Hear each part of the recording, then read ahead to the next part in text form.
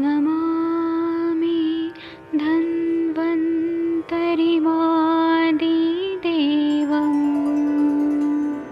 सुरासुरैर्वन्दितपादपद्मम् लोके जरामृत्युनाशम्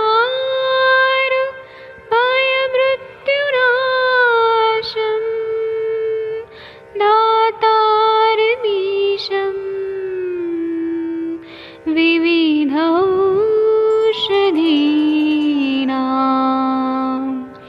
शङ्खं चक्रं जलौकां दधतं मृतघटं चारुतोर्भिश्चतुर्भिः सूक्ष्मस्वच्छादिरुद्यं शुकपरिविलसन्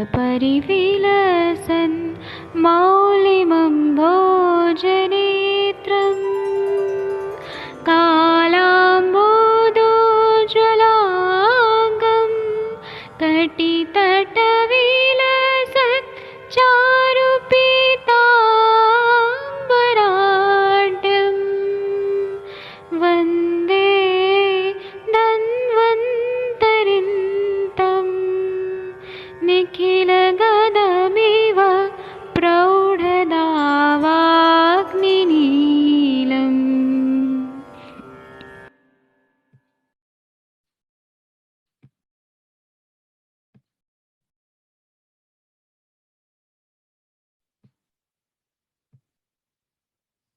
जी वैद जी शेयर कर दीजिए सर, कौन सा सूत्र पढ़ना है बता दीजिए। आप सभी को प्रणाम, नमस्कार। नमस्ते जोशी सर। सर नमस्ते जी। 59 पढ़ना है जी, 59 पढ़ना है, ठीक है जी। और 59 कल का वंदना मैम का लेक्चर बहुत बढ़िया होने वाला है 8 तारीख को, सब लोग सुनिए। ब्लेसिंग्स चाहिए मेरे को टाइम तो नहीं मिल रहा उतना प्रिपेयर करने के लिए, पर कर रही हूँ जी जी। अभी आप सब लोग अनम्यूट करिए और सर के पीछे पीछे ये श्लोक बोलिए। सर आप एक एक पढ़िए और आपके ठीक है। पीछे पीछे सब लोग बोलेंगे। Okay sir, okay. स्वनामानुगताकार बन्धास्तु 10 पंच च स्वमाना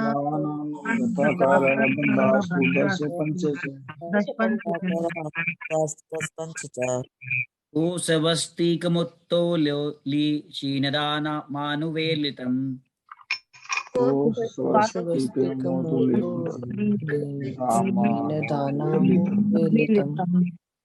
खट्वा विबन्धस्थगिका वितानौ उत्सङ्गगोफणा गोस्फणा खट्वा विबंध स्थगिका वितानोत्संग गोष्फणा यमकं मण्डलाख्यां च पञ्चाङ्गे चे इति योजयेत्। यमकं मण्डलाख्यं च पञ्चाङ्गी चेति योजयेत्। विद्यात्तेषु तेष्वेवं कोशमङ्गुलिपर्वसु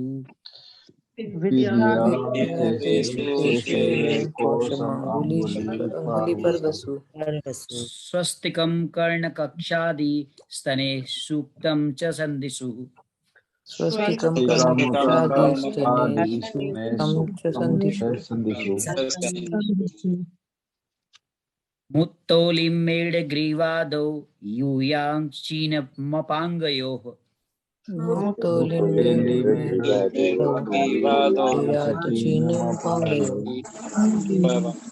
संवादे अंगे तथा दामं शाखास्वेवानुवेलितम्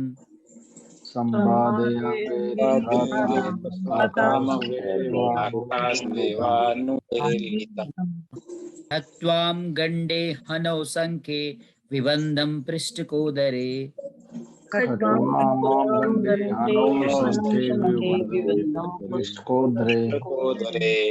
अंगुष्ठा अंगुलीमेडाग्रे स्थगिका मंत्रवृद्धिषु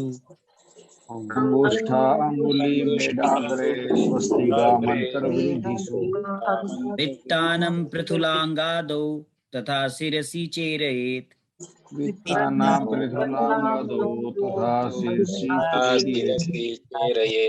विलम्बेनि तत् उत्सङ्गं नासौ चिबुकादिषु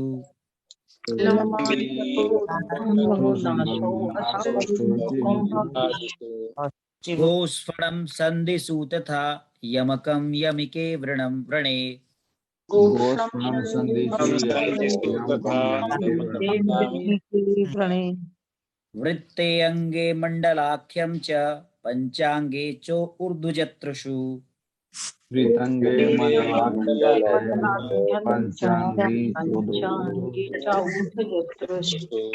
यो यत्र सुनिविष्टः स्यात्तं तेषां तत्र बुद्धिमान्। यो यत्र बुद्धिमान। ये हमने अभी 15 बंधन के भेदों के बारे में जाना।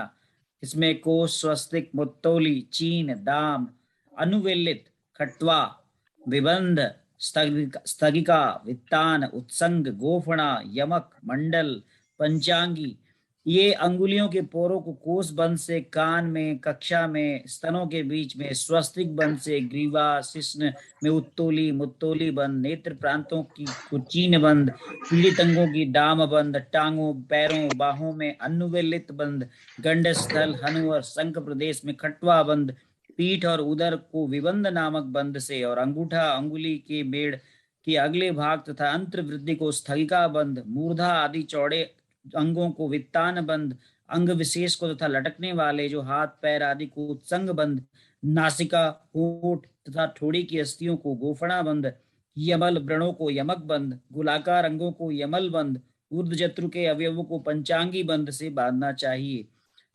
विशेष निर्देश है कि बंधों में जो बंध जिस अवयव पर भली भांति बांधने के बाद स्थिर रह सके, बुद्धिमान चिकित्सक को चाहिए कि उसे उस अवयव पर बांधें। सुश्रुत, महर्षि सुश्रुत ने 14 बंधन स्वीकार किए हैं। सुश्रुत सूत्र स्थान 18वें अध्याय 17वां और 18वां सूत्र। ये 5 प्रायः अनेक संस्करणों में नहीं मिलते हैं, प्रसंगोचित होने के कारण इन्हें यहाँ उद्धृत कर दिया गया है। धन्यवाद। आप लोगों को कैसा लगा सर के साथ पढ़ के संस्कृत? सर मुझे तो बहुत आनंद आया। मुझे लगा कि गुरुकुल में आ गए हम लोग। कितना शुद्ध पढ़ते हैं, आश्चर्य होता है कैसे पढ़ लेते हैं, हम लोग को तो आता ही नहीं।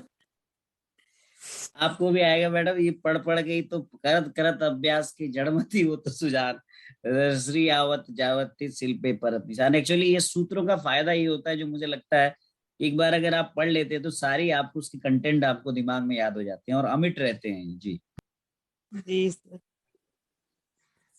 इसमें ऐसा टीकाकार बोलते हैं कि स्वम च तन्नाम च स्वनाम, मतलब अपने अपने इनके नाम है जो ये बंध बताए हैं।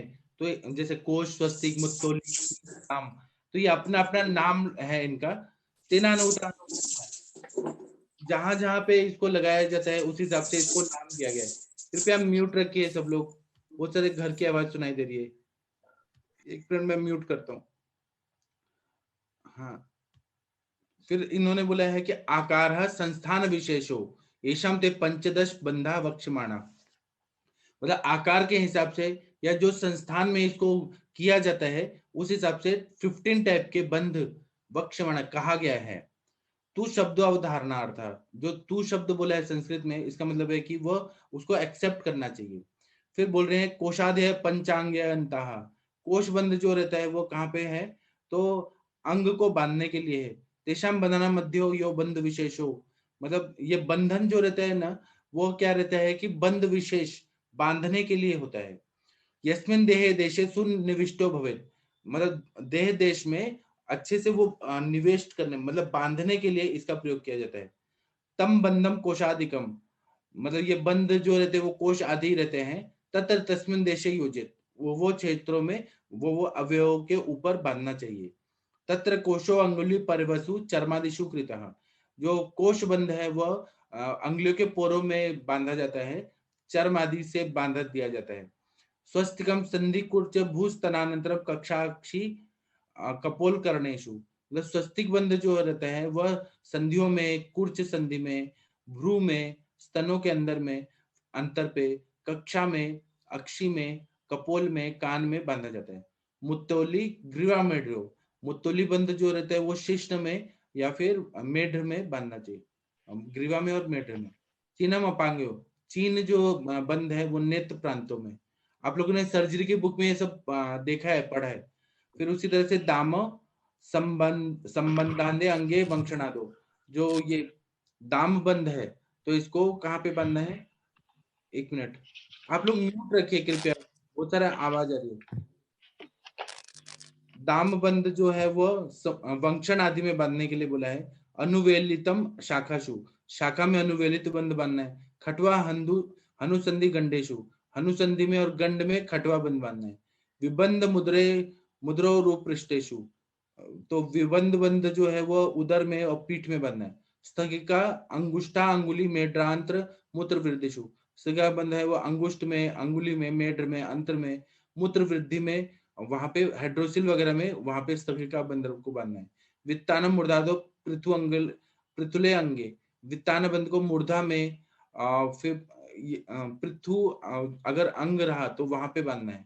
उसी तरह से उत्संगम अंग विशेष लंबिनी बाह्य दो, उत्संग बंद है तो कोई विशेष अंग में या बाहु में वहां पे बांधना है। गोष्फणा नासौष्ट चिबुक संधिशु शक्तिशु, नासा के ओष्ठ में, चिबुक में, शक्ति में गोष्फणा। यमलम यमकम यमल वर्ण, यह व्रण पे बांधना है, यमल बंद। मतलब ये अलग अलग स्थान पे मंडलम वृते अंगे, मंडल बंद है वो अंग में ऐसे गोल बांधने के लिए बोला है। फिर पंचांगी जतुर्वेद योजना कार्य, पंचांगी बंद जो है वो ऊर्ध्व जत्रु के अवयव को बांधने के लिए बोला है। तो ये पहले के जमाने में इस तरह से सब बंधन बांधा जाता था, तो फिर वो अवयव अच्छे से जुड़ जाता था, ऐसा बताया। अब आप लोग बताइए, वंदना मैम आप बताइए।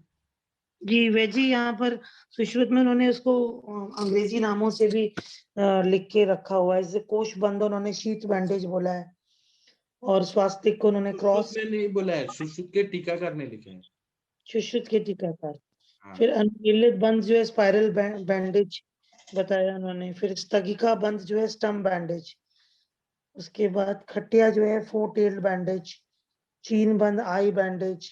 विबंध बंद मैनी टेल्ड बैंडेज। वितान बंद कैफिलिन बी।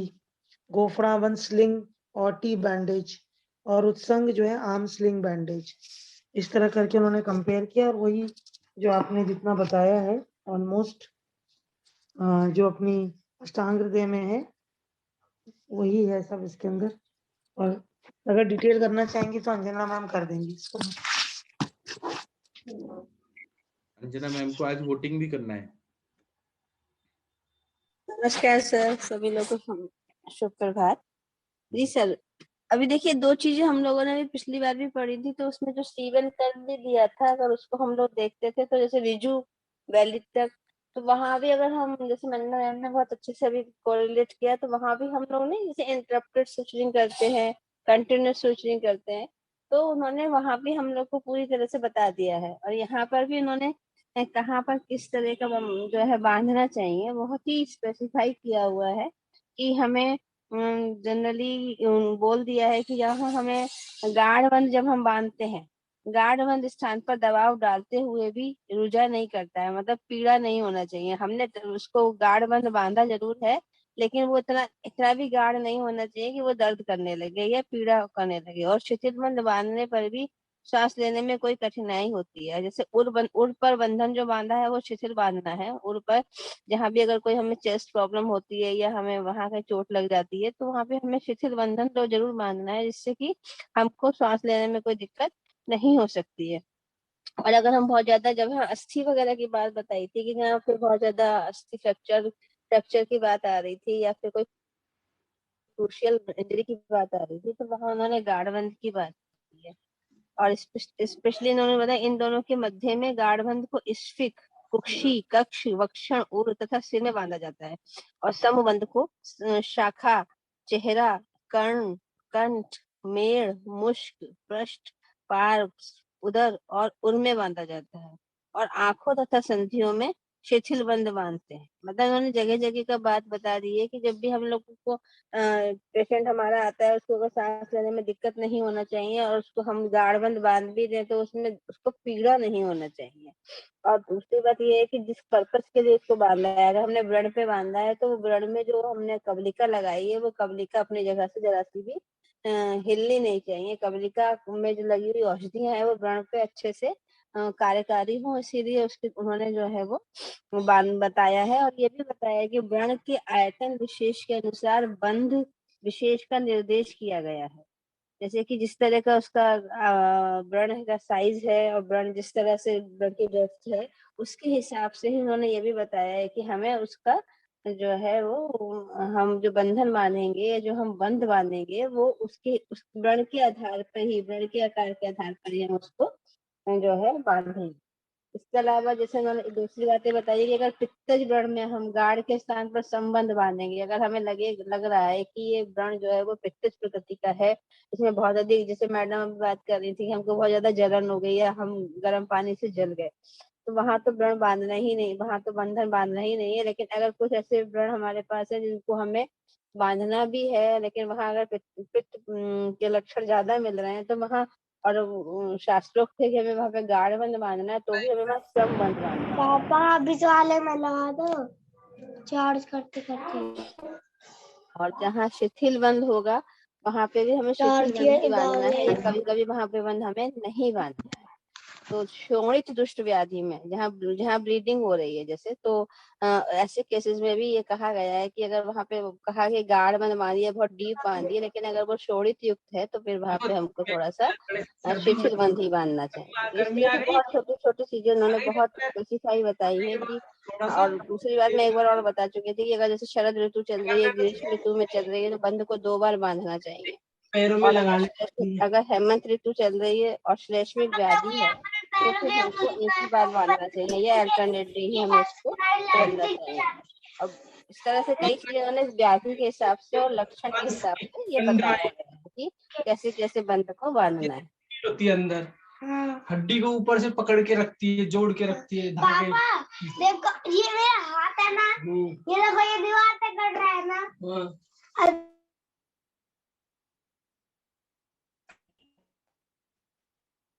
जी सर, इस तरह से बनना में, इस तरह से जो है ना बहुत ज्यादा डिटेल वर्णन आया है शास्त्रों में, और उसके हिसाब से युक्ति पूर्वक चिकित्सा के लिए भी उन्होंने बताया है, कोई हार्ड एंड फास्ट रूल नहीं बताया है। थैंक यू मैडम, जी अच्छा डिटेल कर दिया आपने। वेद जी जी आगे बढ़े। जी जी जी आगे का श्लोक कौन पढ़ेगा? जो भी पढ़ेंगे पीछे पीछे सब लोग बोलने वाले हैं, क्योंकि बहुत अच्छा श्लोक है। कौन पढ़ेगा? सब लोग अनम्यूट करके पीछे पीछे बोलेंगे। कौन पढ़ना चाहता है? कोई भी पढ़ सकता है। मोनिका मैम पढ़िए। मोनिका मैम आप पढ़िए और पीछे पीछे सब लोग बोलेंगे। काफी शुद्ध पढ़ती है मोनिका मैम। हाँ मोनिका मैम बहुत इंटेलिजेंट है। सर आप ऐसे ही चलिए sir. Thank you sir, thank you ma'am. बदनियात गाढ़ मूर। बोलिए सब लोग पीछे पीछे। बदनियात गाढ़म उरु स्विक कक्षा वंक्षणम ऊर्ध्वसु।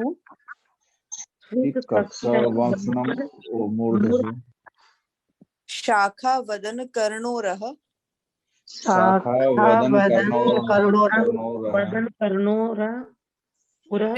पार्श्व गलोदरे।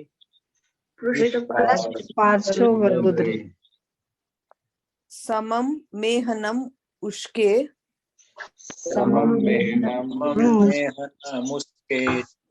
च नेत्रे संधिषु च श्लथम।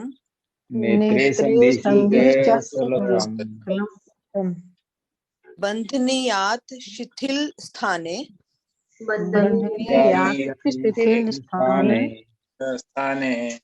वात श्लेष्मोद्भवे समम।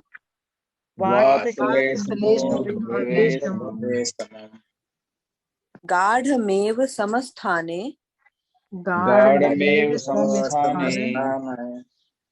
भृशम गाढ़म तदाशये। शीते वसन्ते अपि च।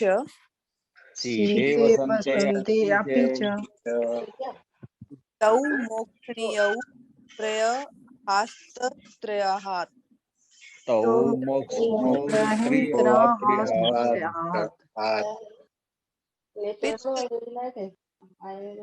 पित्त रक्तोत्थ योह बंध्यो बंधो गले में बहुत ड्राइनेस लग रही है। पित्त पित्त रक्तो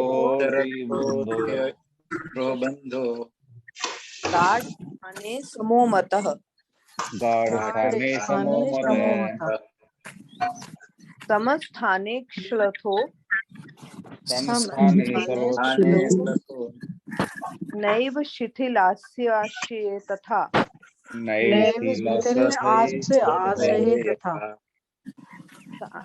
अयं प्रातः तयोर्मोक्षो सायं प्रातः तयोर्मोक्षो ग्रीष्मे शरदि चेष्यते ग्रीष्मे सर्दी चेष्यते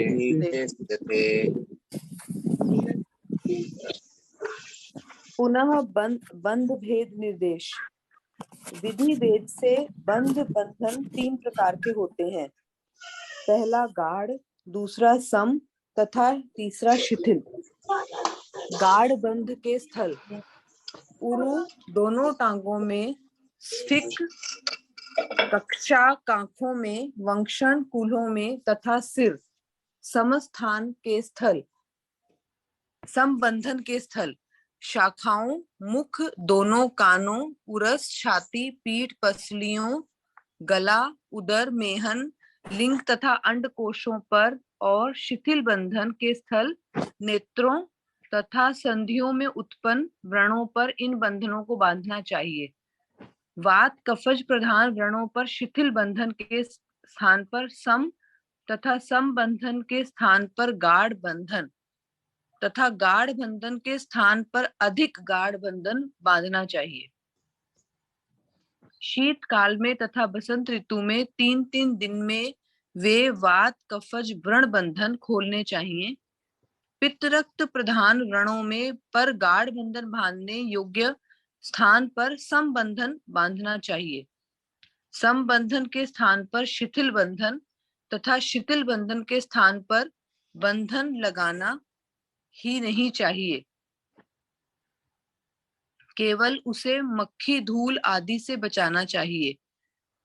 पित्त रक्त प्रधान वर्णों पर बांधे गए व्रण बंधनों को ग्रीष्म एवं शरद ऋतुओं में सायंकाल तथा प्रातः काल 2 बार खोलना, साफ करना और पुनः बांध देना चाहिए।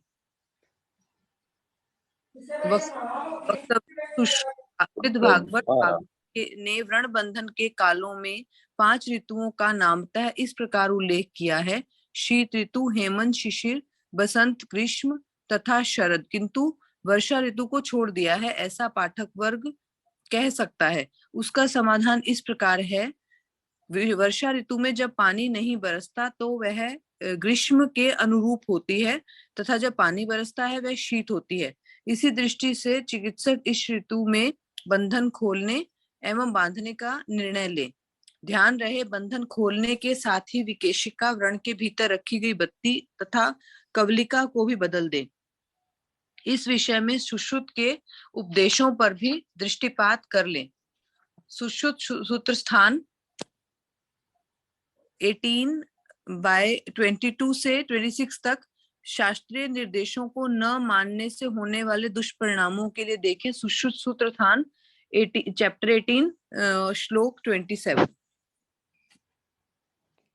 जी तो सर टीका ये में थोड़ा तो ये और अच्छे से क्लियर करने का है सर। इसमें लिखा है वात कफज में कस के बांधना है, पित्तज में शिथिल बंधन बांधना है। इसको सर थोड़ा और बताइए। डॉक्टर रवि सर नहीं है क्या? शायद उनका ड्यूटी है, इलेक्शन ड्यूटी है, इसलिए चले गए।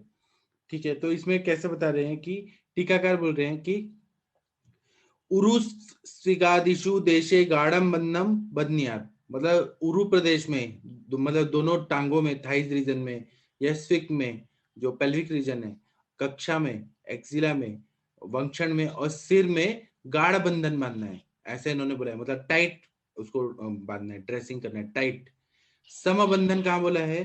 तो शाखा बदनादिशु समम बंधम बदनियात, शाखा में और वदन में, मुंह में बांधना है तो दोनों कान में, छाती में, पीठ में, पसलियों में, रिब्स में, गले में, फिर पेट में, फिर लिंग में, अंडकोशों पे सम बंधन बांधना है, मीडियम। ऐसा बहुत हार्ड, मतलब बहुत टाइट भी नहीं होना चाहिए, बहुत लूज भी नहीं होना चाहिए, मीडियम बांधना है। फिर बोल रहे हैं कि च शब्द मेहने मुष्कयोश्च सममेव।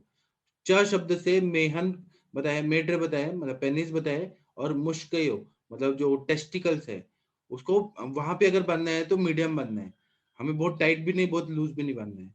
नेत्रे नयने, नेत्र मतलब आंखें, तथा अस्ति संदिशो शिथिलम बंधम बन्यात्। अब शिथिल बंधन लूज कहाँ पे बांधना है, तो आंखों पे, आंखों पे बहुत ज्यादा टाइट नहीं आना है, मीडियम में नहीं, बहुत लूज बंधन बांधना है, मतलब वहां पे वो आंखों को थोड़ा प्रोटेक्ट करे इस तरह से। और संधियों में बांधना है तो संधियों में उत्पन्न व्रण है वहां पर हमें लूज बांधना है, टाइट बांधेंगे तो तकलीफ होगा, समय में बांधेंगे तो भी वो मतलब वहां प्रेशर पड़ेगा। तो प्रेशर के हिसाब से इन्होंने गाढ़ बंधन, समबंधन और शिथिल बंधन ऐसा बताया।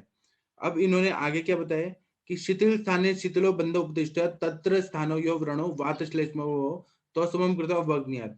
वात और कफ में इन्होंने बोला है कि शिथिल बंधन बांधना है, नहीं तो अगर टाइट बंधेंगे तो वायु का प्रकोप और बढ़ जाएगा और प्रेशर बढ़ेगा, कफ में भी प्रेशर बढ़ेगा, तो इसीलिए शिथिल बंधन बांधना है।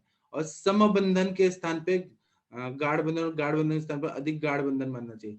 मतलब जैसे जैसे व्रण होते हैं उस हिसाब से इन्होंने बोला है कि हमें चेंज कर करके जाते जाना है। समस्थाने समबंध उपदिष्ट तत्र स्थाने वात श्लेष्म व्रणों गाढ़ में बंधनियात्। अब वात श्लेष्म है तो वहां पे गाढ़ बांधना है, यहाँ शिथिल बांधने की जरूरत है, मतलब वो युक्ति पूर्वक हमें देखना है, ऐसे बोल रहे हैं। फिर बोल रहे हैं तो वात श्लेष्मो भवो व्रणो शीते। फिर बोल रहे हैं कि शीत ऋतु जैसे कि शीते, हेमंत और शिशिर में, वसंते, वसंत में 3-3 दिन में वे वात कफज व्रण बंधन है वो खोलना है। फिर उसके बाद प्रधान वर्णों में गाढ़ बंधन योग स्थान पे समबंधन बांधना है, मतलब पित्त का प्रकोप न हो जाए गर्मी की वजह से और टाइटनेस की वजह से, इसलिए गाढ़ बंधन करने की जगह है लेकिन वहां पे समबंधन ही बांधना है, ऐसा इन्होंने बोला है, मतलब हमें युक्ति का यूज करना है। फिर बोल रहे हैं समबंधन के स्थान पे शिथिल बंधन, और शिथिल बंधन के स्थान पे बंधन नहीं लगाना चाहिए, ऐसा बताया। केवल धूल और मिट्टी और मक्खी इन सबसे बचाना है, ऐसे इन्होंने बोला है। और आप लोगों को कुछ बोलना है तो बोलिए। फिर पित्त प्रधान वर्णों में बोल रहे हैं कि ग्रीष्म और शरद ऋतु में जब गर्मी का सीजन है तो शाम में और सुबह 2 बार उसको खोल देना है, साफ करना है, फिर से बांध देना है, वो बार बार ड्रेसिंग करना है, ऐसे इन्होंने बताया। आप लोग बोलिए कुछ। सर जो ये प्रकार बताए गए हैं इस प्रकार का मैंने बहुत अच्छे से एक बुक में मेरे को मिला है तो उसको मैंने ग्रुप में भी शेयर किया है। और जैसे इन्होंने कोषबंध की बात की है तो कोष को हम लोग शीथ बैंडेज की बात करते हैं, मतलब जैसे कि जो कोष हाँ जो अंगुली बंद पर्व है जहाँ पर हमारे जो फिंगर्स है, फिंगर्स में जो फिंगर जॉइंट में या फिंगर्स में अगर हमें पेन कोई चोट लगती है तो उसको वहां पे हम लोग कोषबंध को बांधते हैं। उसके अलावा स्वस्तिक या फिर सर्कुलर क्रॉस बैंडेज स्वस्तिक बंध को बोला गया है, और उसमें जैसे वहां पे हमें स्तन संधियों में या फिर कक्षा में कर्ण में मतलब जो हमें स्वस्तिक की तरह से जो है वो उसको बंध को बांधना है। इसके अलावा इसमें इन्होंने बांधा है कि चीन का उन्होंने बताया है कि जो है इसको हमें अपांग प्रदेश में जैसे कि हम थाई है वो सॉरी आउटर कैंथस ऑफ जो आई है उसको उसमें बांधा है, इसको बैनर बैंडेज इन्होंने दिया है। ऐसे ही दाम इसको बोला है जो है टेल ऑफ क्वाड्रप्ट अर्थात जो दामबंद संवाद अंगों या junction of the body parts जैसे ग्रोइंस वगैरह में हमें दाम बांधना है। और इसका फिगर मैंने अभी उसमें शेयर किया है ग्रुप में। अनुवेलित मतलब इन सर्कलिंग बैंडेज जिसको जैसे कि जिसको हमें बार बार उसको घुमाना पड़ता है, तो जैसे बाहें में या पैर में या जो हमें जहाँ कहीं शाखाओं में अगर हमें इंजरी होती है तो फिर वहां पे बांधना पड़ता है। इसके अलावा खटवा जिसको बोला है कि 4 टेल्ड बैंडेज, खटवा बंद इसको क्या है गाल, ठोड़ी और शंख प्रदेश में बांधे, जो कि मतलब ऊपर की तरफ अगर हमारा ऊर्ध्व जत्रुगत कहीं रोग लगा है, रोग सॉरी चोट लगी है या व्रण बना है तब हमें उसमें खटवा बंद बांधना है। और विबंध का मतलब होता है सर्कुलर चेस्ट बैंडेज, जैसे विबंध नामक बंध को पीठ पर और उदर पर बांधे। और ऐसा ऐसा ये सब आजकल के जो कॉमनली उसमें बहुत अच्छे से संहिताकार ने कोरिलेट किए हैं। स्थगिका को उन्होंने सपोर्टर बैंडेज बताया है, और जो सपोर्टर बैंडेज को इन्होंने अंगुष्ठ, अंगुली और शिश्न के अग्रभाग में तथा आंत वृद्धि में बांधा जाता है। तो जनरली उसमें उन्होंने दिखाया भी है कि जहाँ पे भी अगर हमें सपोर्ट करना है बंद को, क्योंकि क्रैब बैंडेज टाइप में अगर आप देख सकते हैं तो उसको हम जो है वो यूज कर सकते हैं। और एक है वितान, वितान को उन्होंने बोला है कैनोपी बैंडेज, और कैनोपी बैंडेज में उन्होंने वितान बंद मोटे अंगों में और सिर में बांधा जाता है। उत्संग आर्म स्ट्रिंग बैंडेज, यहाँ पे जैसे कि हम जनरली सपोर्ट के लिए या जैसे उसके लिए हाथ पैर को लटका कर जो बांधते हैं, हाथों को लटकाते हैं और सपोर्ट देते हैं गले से, जो है हम लोग लेते हैं वो स्ट्रिंग, इसको कहते हैं आर्म स्ट्रिंग बैंडेज, उसी को उत्संग इन्होंने बोला है। और गोशफण, गोशफण मतलब सिलिंग बैंडेज, गोशफण बंद नासा होठ और टोड़ी आदि में मतलब चिन वगैरह में बांधा जाता है। डबल बैंडेज यमक बंद, इसको 2 व्रणों में बांधा जाता है। एक साथ अगर 2 व्रण है तो 2 व्रणों में बांधेंगे तो यमक बैंडेज हो जाएगा। और जो है सर्कुलर बैंडेज, जिसको मंडल बंद बोला है, मंडल बंद जो होता है वो गोल अंगों में बांधते हैं। जैसे मानिए 4 आर्म में चोट लग गई है या फिर हमारे फिंगर्स में लग गई है तो वहां भी गोल बंद की बात है। और पंचांगी 5 टेल्ड बैंडेज, जहाँ पे जत्रु से ऊर्ध्व भाग में बांधते हैं। तो इस प्रकार जो उन्होंने हमारे शास्त्रों में जो बंधन के प्रकार आए हैं, उन बंधन के प्रकार को टीकाकार ने कैसे मॉडर्न के साथ कोरिलेट किया जाता है उसके बारे में बताया है।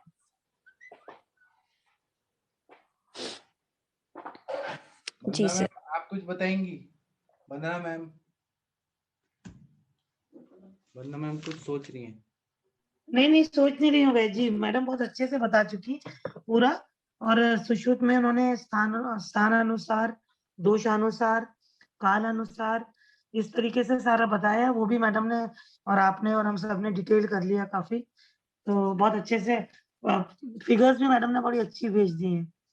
और जो मैंने फिगर्स भेजी हैं वो के दास में से भेजी हैं सर्जरी की, जो हम लोग की बुक हुआ करती थी क्लिनिकल। जी वैद जी। जी, ये वाला आगे का श्लोक कौन पढ़ेगा? 1 मिनट रुकिए, ये चला गया, 1 मिनट।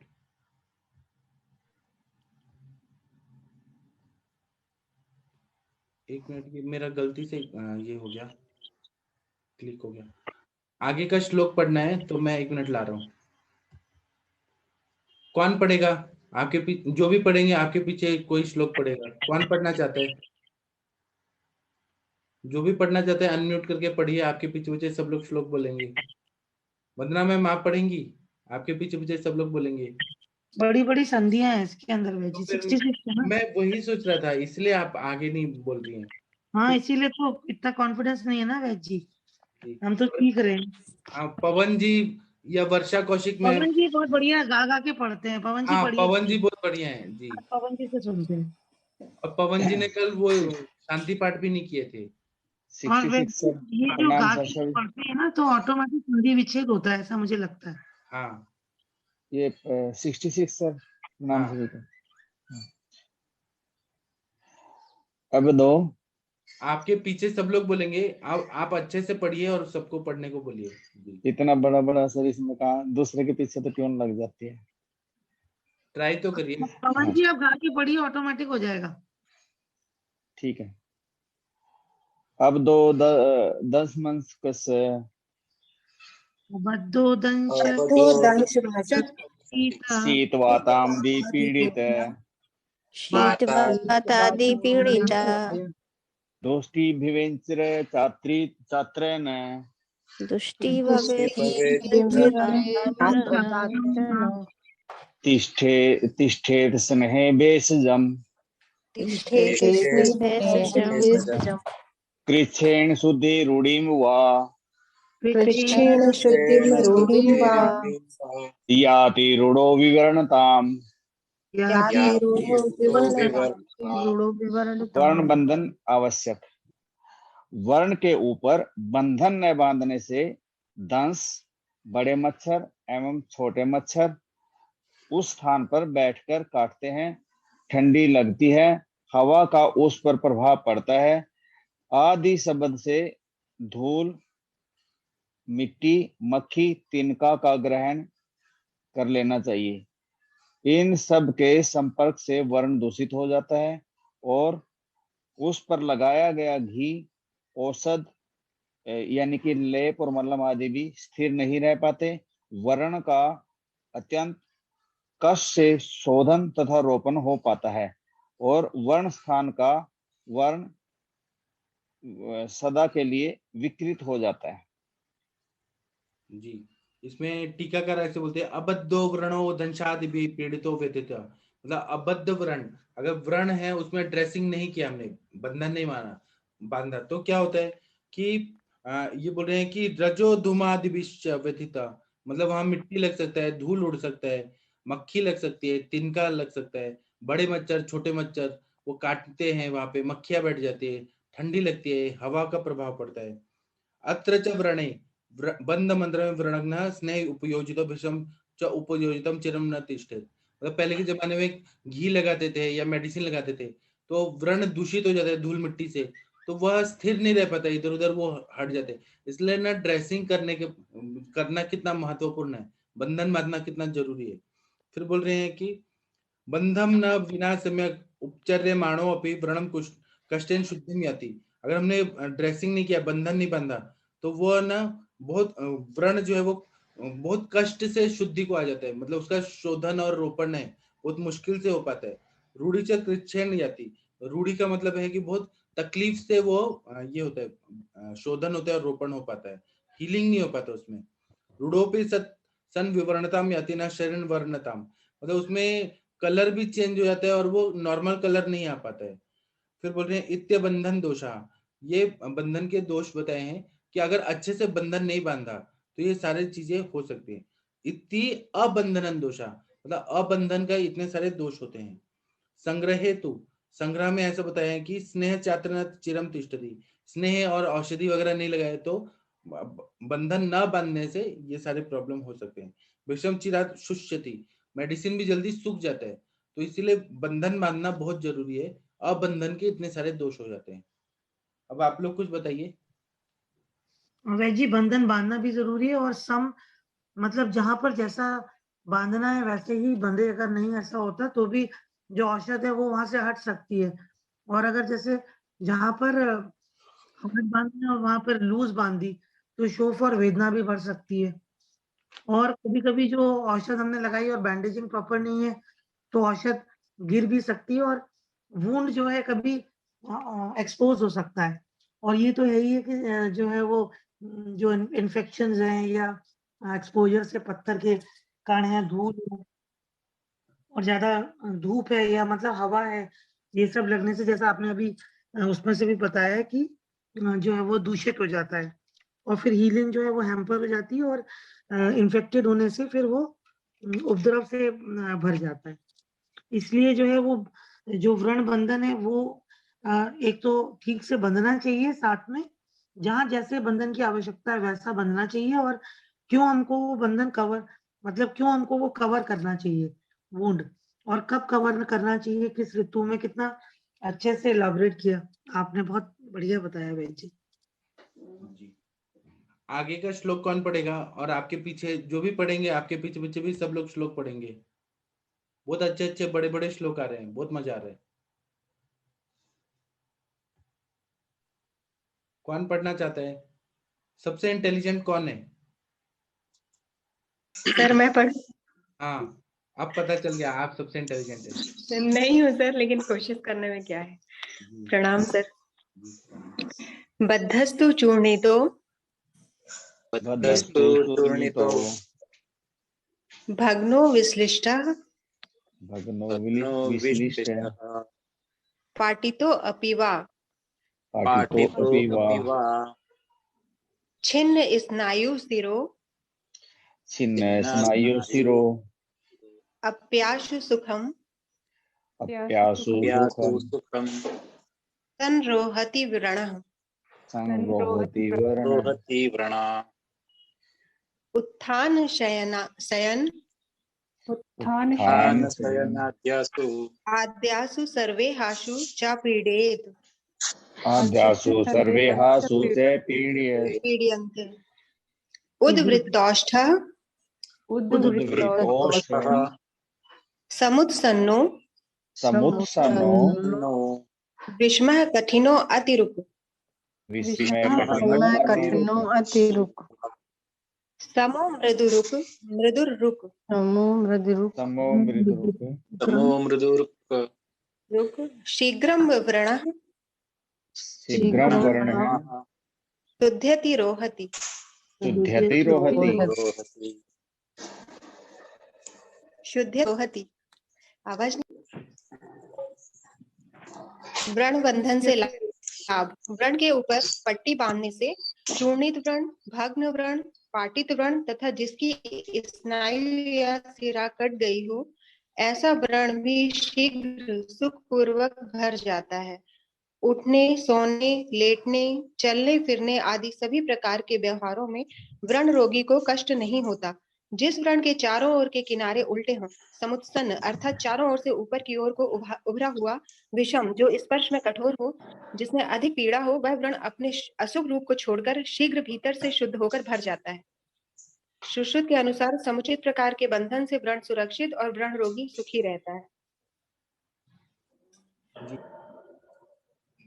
इसमें ऐसा तो बहुत बड़ा बड़ा टीका है, यही सब चीज बता रहे हैं कि चूर्णित व्रण कैसा होता है, भग्न व्रण, पाटित व्रण कैसा होता है, उसमें कैसे रहती है, तो उसमें हमें किस तरह से बंधन बांधना चाहिए, उससे क्या क्या फायदा होता है कि वो जल्दी जल्दी हील हो जाता है। मैं टीका पढ़ता हूँ। तुरवधारणे बद्ध व्रणो बद्ध महात्म्यात्, मतलब ये बोल रहे हैं कि व्रण पे बंधन बांधने से क्या क्या फायदा होता है। चूर्णिता मतलब अस्थि समाश्रितो व्रणा, मतलब अंदर न चूर्ण जैसा हो जाता है, अस्थि में ये व्रण रहता है। तथा भग्न अस्थि समाश्रित एवं व्रणा, अस्थि में भग्न हो जाता है मतलब फ्रैक्चर हो जाता है। तथा विश्लिष्ट वो विश्लिष्ट हो जाता है। संधि स्थानान्य स्थानगतो व्रणो नेत्रास्थिस्थ नेत्रादिस्थ, मतलब विश्लिष्ट हो जाते हैं, वो स्थान से थोड़ा सा ये हो जाता है, अलग जगह होने लगता है। उसी तरह तथा पाटिता सर्वदेश स्थितोपि तथा छिन्न स्नायु सिरो अप्याशु व्रण सुखम सम्यक रोहति, मतलब छिन्न हुआ व्रण है, स्नायु सिरा वगैरह जो है वहां पे व्रण हो गया, तो फिर जब हम बंधन बांधते हैं तो वो जल्दी जल्दी वो भर जाता है। अगर नहीं बांधेंगे तो उठने, सोने, फिरने, लेटने, इन सब में ना व्रण रोग को कष्ट होगा अगर नहीं बांधा तो। अगर बांध देंगे तो थोड़ा बैंडेज वगैरह कर दिया, अच्छा ड्रेसिंग कर दिया, तो पेशेंट को कोई प्रॉब्लम नहीं हो पाती है। फिर बोल रहे हैं ऊर्ध्व वर्तलो ओष्टो जैसे जो ऊर्ध्व तृष्णा समः, मतलब ऊर्ध्व भाग में जो होंठ वगैरह जो है वहां पर भी बंधन जो है वो अच्छे से नहीं हो पाता है, तो उसमें हमें मतलब वहां पर नहीं बांध सकते हैं, जहां पर हम बांध सकते हैं बंधन वहां पर ही बांधने के लिए बोला है। बस इतना ही बताया है। और टीका में तो वो ऐसे और भी बहुत सारी चीजें बताई हैं। कठिनो यो व्रणो न मिदु, व्रण में कितना बांधना है कितना नहीं बांधना है वो देखना चाहिए, ऐसा बता रहे। जी भाई जी। इसमें जो 31 उन्होंने बोला है, 31, 32 सुश्रुत में उन्होंने यही बताया कि आघात से शरीर का कोई भाग चूर्णित हो जाए, विलोडित हो जाए, टूट जाए, संधि च्युत हो जाए, स्वस्थान से च्युत होकर लटकने लगे, अथवा अस्थि, स्नायु और सिराएं छिन्न हो जाए तो बंधन बांधने से ठीक हो जाते हैं, और बंधन से व्रणी पुरुष ठीक से सो जाता है, सो सकता है, सुख से चल सकता है, सुख पूर्वक खड़ा रह सकता है, बैठ सकता है, तथा जो सुख से सो सकता है वह सुख से सो सकता है और बैठ सकता है, उसका व्रण भी शीघ्र भर जाता है। तो यूजुअली जो बंधन है वो तो मतलब जो वुंड्स हैं उसको कवर कर देने से नेचुरली अगर वो इधर उधर छुलेगा नहीं और एक्सपोज नहीं होगा तो उतना पेन मालूम नहीं देता, और हम लोग सब एक्सपीरियंस कर चुके हैं कभी ना कहीं अपने ऊपर भी। साथ में जैसे फ्रैक्चर्ड वुंड्स हैं तो उनको भी अलग तरीके से अगर ओपन वुंड नहीं है और अंदर से फ्रैक्चर है तो फिर जब उसको कवर कर देते हैं, प्लास्टर कर देते हैं, तो पेशेंट जो है नॉर्मली जब तक हीलिंग होती है अपने सारे कार्यों को ठीक से कर सकता है। तो उन्होंने यही सब बताया। डिसलोकेशन में भी उन्होंने बताया कि जब बंधन बांध देते हैं तो क्योंकि डिसलोकेशन में काफी पेन होता है और उसको जरूरत होती है हीलिंग में कि वो वहां पर बंधा रहे, तो उस केस में भी जो है वो बंधन बांधने से पेशेंट को बहुत आराम रहता है। तो ये उन्होंने 31-32 दोनों में सुश्रुत में बताया। जी भाई जी। जी और किसी को कुछ बोलना है तो बोलिए प्लीज, नहीं तो आगे का श्लोक पढ़ते हैं। 70 नंबर का श्लोक कौन पढ़ेगा? सबसे इंटेलिजेंट कौन है? प्रणाम सर। सर मैं पढ़ूं? हाँ पढ़िए। जी सर, सभी लोगों को प्रणाम। आपकी स्थिराणाम पहले अल्प, ये बताइए आइज कैसी है अभी बृहद्वास्कदी कषाय से? हाँ अभी ठीक है सर। नियर विजन अभी जैसे मैं पढ़ रही हूँ मोबाइल से, तो स्पेक निकालना पड़ रहा है सर। अभी और अच्छा 3 महीने होंगे तो हाँ सर। अभी सर टेस्ट कराऊंगी फिर बताऊंगी ना। हाँ देखिए वो 3 वंदना मैम, मंथ्स के बाद किया था ना सर, अभी और 3 मंथ्स बाकी है। जैसे तीन देखिए 3 महीने में आई साइड चेक कराना है। मोनिका मैम, वंदना मैम, देखिए इनका चश्मा उतर गया, बिना चश्मा के पढ़ना पड़ रहा है, मतलब आराम से। हाँ अभी नियर विजन में तो ऐसा लगता है सर कि निकाल के ही पढ़ूं। जी अभी डिस्टेंस के लिए एकदम मायोपिया भी है वीडियो काट देंगे तो। वैदी जल्दी। जी congratulation ma'am. Thank you ma'am, thank you. देखिए आप एकदम लोगों से ही सक्सेस प्रेरणा स्टोरी। मिलती है। और सुवर्णा मैम का चश्मा उतर गया, कितना बड़ा पुण्य का काम है ये। सर लेकिन वो लोग कैसे करते हैं, जैसे आई साइड मैंने लास्ट टाइम चेक करी थी ना, तो मेरा मायोपिया भी है, तो -3 का 0.25 हुआ था। तो जी हाँ, तो वो डिस्टेंस और नियर विजन दोनों में वो सर ऐसे बोले कि उतना ही माइनस होगा आपका। एज वाइज जो एडिशन रहती है ना नियर विजन में। उनका साइंस बोलता है ना, हाँ हमारा साइंस लेकिन बोलता सर है कि हाँ, चश्मा निकल नियर विजन के लिए अभी जाए। मतलब जरूरत नहीं पड़ रही है। तो अच्छा है वो ना, आपके उल्टा ऊपर स्पेक ताकत आ गया। हाँ हाँ। हाँ सर, और इतने दिन भर भी मोबाइल अब देखो तो आज से अभी मोनिका पेन मैम भी नहीं होता। पियेंगी और वंदना मैम भी पियेंगी और अंजना मैम भी पियेंगी, सबका चश्मा उतरना चाहिए। और फोटोफोबिया भी काफी कम हुआ है। पहले मुझे बहुत तकलीफ होती थी धूप में, अभी बिल्कुल नहीं होती। जी कौन सी थैंक यू कंपनी का सर। पिया था मैम? आपने कौन सी आप क्या क्या फार्मा का लेती लिया है था? नहीं मैम सर, बताइए। नहीं सर, सिर्फ ये अपना बृहद भी कछा। तो सर जितने भी उसमें कंटेंट्स दिए ना सर, मैंने वो मंगाए। मैं जहाँ से मंगाती हूँ, यहाँ से जलगांव से एक अपना आयुर्वेदिक मेडिसिन डीलर है, उनके यहाँ से ही मैं पूरा मेडिसिन मंगाती हूँ। तो वो सब पाउडर फॉर्म में ही है सर, सब मिक्स किए मैंने। और उसका रोज काढ़ा बनाना पड़ता है बस। आप कहाँ क्वाथ रहते हो, उत्तर बनाती हूँ प्रदेश में? हाँ। उत्तर नहीं सर, प्रदेश। महाराष्ट्र में रहती हूँ सर। एक मलकापुर करके टाउन प्लेस है, वहां पे रहती हूँ, भुसावल के पास, धुलिया भुसावल के पास। और मैम सर आपने कितने तो टाइम मैंने किया?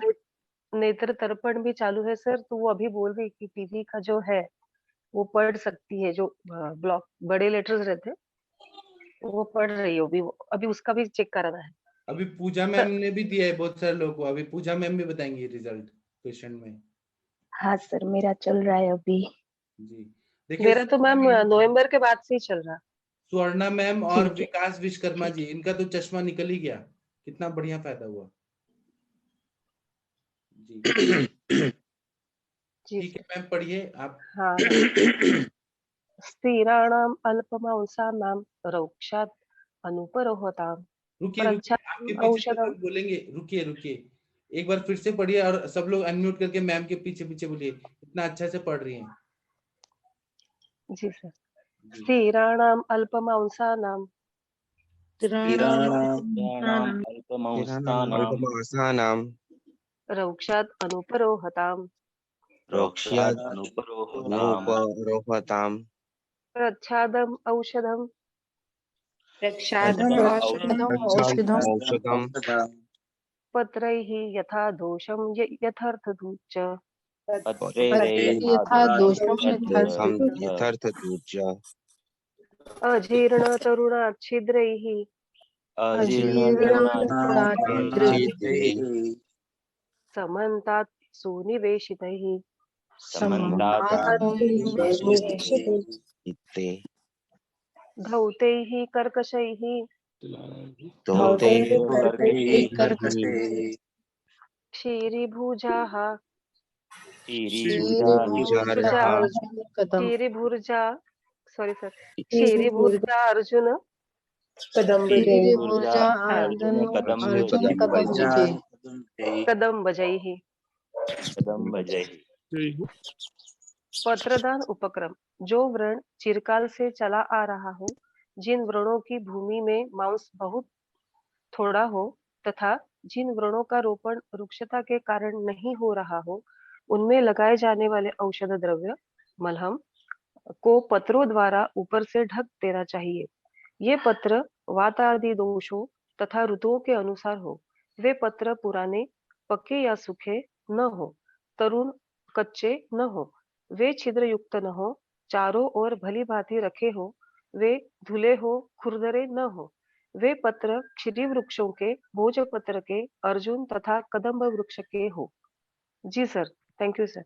देखिए आज के जमाने में कोई बोलेगा कि हम ड्रेसिंग कर रहे हैं और पत्ते रख रहे हैं तो लोग हंसेंगे, लेकिन पहले के जमाने में कितना नेचुरल वे से सब किया जाता था और हीलिंग भी कितना अच्छा होता था। पहले के जमाने में लोग युद्ध करने जाते थे, फिर वो कुछ लग गया, व्रण हो गया, भाला लग गया, चाकू लग गया, बाण लग गया, तो वो लोग देखिए पत्तों से पूरा ड्रेसिंग करते थे। तो इसमें बोले स्थिराणाम व्रणानाम दीर्घ कालानुषंगिनाम तथा अल्पमासानाम अनुपचित पललानाम, मतलब कोई व्रण ऐसा है जो बहुत ज्यादा क्रॉनिक है, दीर्घ काल का है और अनुषंगिक है, उसमें मतलब बहुत सारे व्रण है, मल्टीपल व्रण है, तथा अल्प मासाम ऐसे जगह पे हुआ है जहाँ पे मास कम है, अनुपचित पललानाम, तब क्या करना है, अतएव हेतु तथा रोक्षाधनु अपरोहितम रूढ़ि मागच्छताम, मतलब वो उसमें ड्राइनेस भी बहुत ज्यादा है और वह बहुत मुश्किल से ठीक हो पा रहे, हील हो पा रहे, तब क्या करना है, तो औषधम कल्क स्नेहादिकम यदुपच्यते, मतलब औषधि में कल्क और स्नेह आदि का योजना करना है, तत्र पत्र श्री भुर्ज अर्जुन कदम मजे,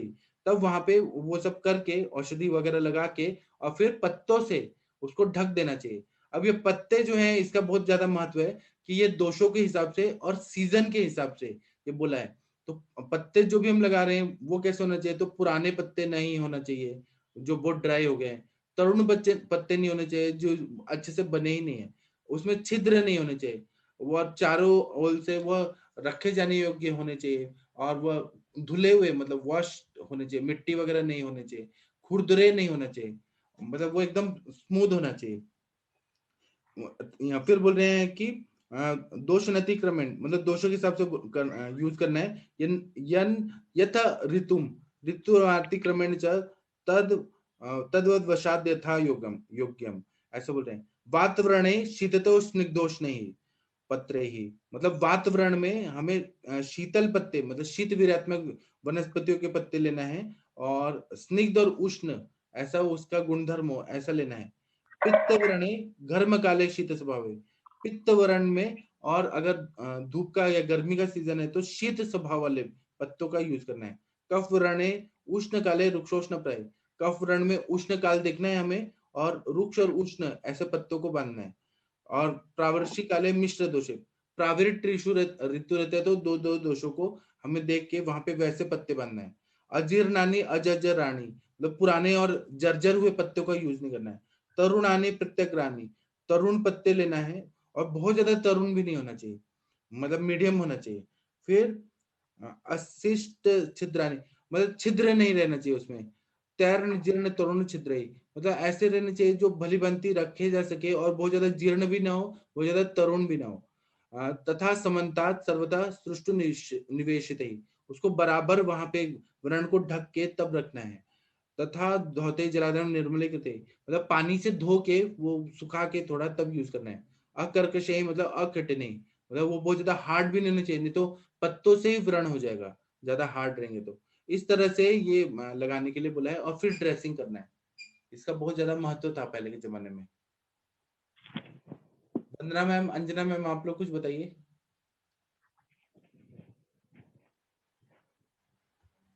जी सर, बहुत अच्छे से आपने बताया और बहुत टीकाकार ने भी बहुत अच्छे से बताया है। और यहाँ पर भी जो हम लोग पढ़ रहे हैं उन्होंने यहाँ पे हम और अगर हम थोड़ा सा और आगे जाएं, चरक में भी जो बहुत अच्छे से व्रण चिकित्सा अध्याय दिया है, उन्होंने भी साफ साफ यही बात बताई है जो अभी आपने पढ़ा है कि कदम अर्जुन निम्बा नाम पाटल्या पिपलस्य च व्रण प्रच्छादने विद्वान पत्र अर्कस्य पत्राणे अर्कस्य च अधिशेत, मतलब कि जो व्रण को हम आच्छादन कर रहे हैं या व्रण के लिए जो हम प्रयोज्य पत्र है वो कदम है, अर्जुन है, नीम है, पाटला है, पीपल है, अर्क है, इनके पत्तों से व्रण का आच्छादन करना चाहिए या फिर व्रण को जो है ढक देना चाहिए। और उसके बाद ये लिख रहे हैं कि इसमें जो है वो व्रण बंधन में जो हम वस्तुएं को जो हम प्रयोग में ला रहे हैं, तो व्रण बंधन में जो प्रयोग की गई वस्तुएं हैं वो है वृक्ष की त्वक, जैसे कि उन्होंने बोला किसी भी जो हम वृक्ष बताए हैं, कदम, अर्जुन, नीम, पाटला, पीपल, अर्क, इनकी जो है त्वक भी ले सकते हैं, या फिर हम अजिन, अजिन को उन्होंने बोला है मृग चर्म ले सकते हैं, क्षौम्र पट या रेशम की पट्टी को ले सकते हैं। इनसे व्रण को बांधना जो होता है वो लाभकारी होता है। इसके अलावा और एक अच्छी सी बात इन्होंने ये बताई है कि जो हम स्किन को जो है त्वक संजनार्थ पिरोज्य योग्य, मतलब कि जो स्किन के कलर का, जैसे ब्लड का कलर थोड़ा सा अलग होता है और स्किन का कलर अलग होता है, तो दो बातें इन्होंने बताई है कि एक तो हम उसको कैसे मृदुता लाए, वहां पर मृदुता लाने के लिए हमें क्या क्या लेप लगाना चाहिए और हमें क्या क्या योग लगाना चाहिए। दो बातें यहाँ पे हम लोग यूज करना चाहेंगे कि यहाँ पे इन्होंने बोला है कि जब हमारा व्रण पीड़ा युक्त होता है, कठिन होता है, स्तब्ध होता है, श्राव रहित होता है, तो वहां पर हमें जो है वो सरुजा कठिन स्तब्धता निरा स्नान वाश्च ये व्रण यब चूर्णे सर्पिश किए बहुस्थान प्रलेपित, अर्थात इस ऐसे व्रण में जो है वो घृत युक्त जौ के आटे को लगाना चाहिए। इसके अलावा मूंग, षष्टिक चावल, शाली चावल को दूध में पका लेना चाहिए और उस खीर से या उस पायस से उसका लेप करना चाहिए। सबसे पहले मूंग की खीर, उसके बाद साठी चावल और अंत में शाली चावल की खीर का व्रण पर लेप करें, या जीवनीय गढ़ के द्रव्यों को पीसकर उसका कल्क बनाकर उसमें घृत मिलाकर बार बार व्रण का तर्पण करें और बार बार लेप करें। इसके अलावा बताया है कि अर्जुन, उदुम्बर, अश्वत्थ, लोध्र, जाम्बू और कटफल, इन सभी द्रव्यों की छाल ले लें, उसका चूर्ण बना लें और उसके व्रण पे अब चूर्ण करें। तो ये शीघ्र, ये सारे जो लगाने से जो व्रण का जो वर्ण होता है वो त्वचा के रंग को ग्रहण कर लेता है और जिससे त्वचा का रोहन जो है वो शीघ्र ही हो जाता है। ये दो बातें यहाँ पे इन्होंने सर चरक जी ने बताई हैं, स्पेशली वर्ण चिकित्सा अध्याय में। ठीक है, थैंक यू। अभी पवन जी आप शांति पाठ कर दीजिए, फिर सेशन बंद करते हैं। पवन जी। जी सर, जी सर। जी। सभी आप अपने सिद्धासन, सुखासन, पद्मासन में बैठ जाएं। कमर सीधी रखे, हाथ ज्ञान ध्यान मुद्रा में रखे, ध्यान आज्ञा चक्र पे रखे, आंखों को हल्के से बंद करें। 3 बार लंबा गहरा श्वास लेते हुए ओम का उच्चारण करेंगे। उसके बाद हम गायत्री मंत्र करेंगे, महामृत्युंजय मंत्र और शंखन सूत्र, उसके बाद शांति पाठ। सभी ऐसे करें, मेरे साथ शुरू करें।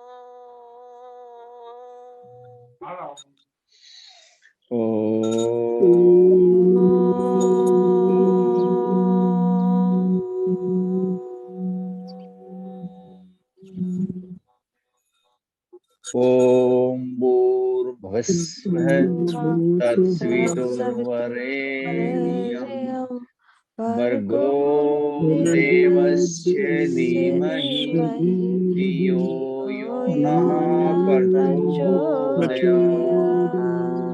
ओम त्र्यंबकं यजामहे सुगंधिं पुष्टिवर्धनम् उर्वारुकमिव बन्धनात् मृत्योर्मुक्षीयमामृतात्।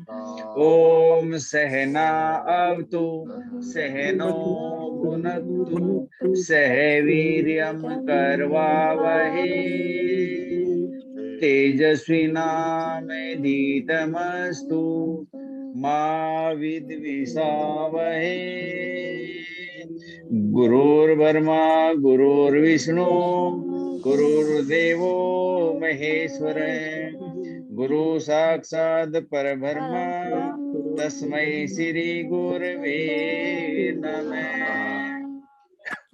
ओम ध्यो शांति अंतरिक्ष शांति पृथ्वी शांति राप शांतिरोषधय शांति वनस्पतय शांति विश्वेदेव शांति ब्रह्मा शांति सर्वगम शांति सामा शांति रेवा शांति रेधि ओम शांति शांति शांति ओम।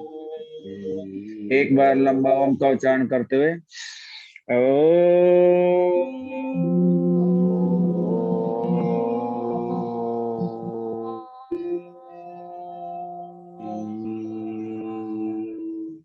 धरती माता को नमस्कार करें, अपने गुरुजनों को नमस्कार करें, सूर्य देव का नमस्कार करें, सभी वैदों का दिन शुभ हो।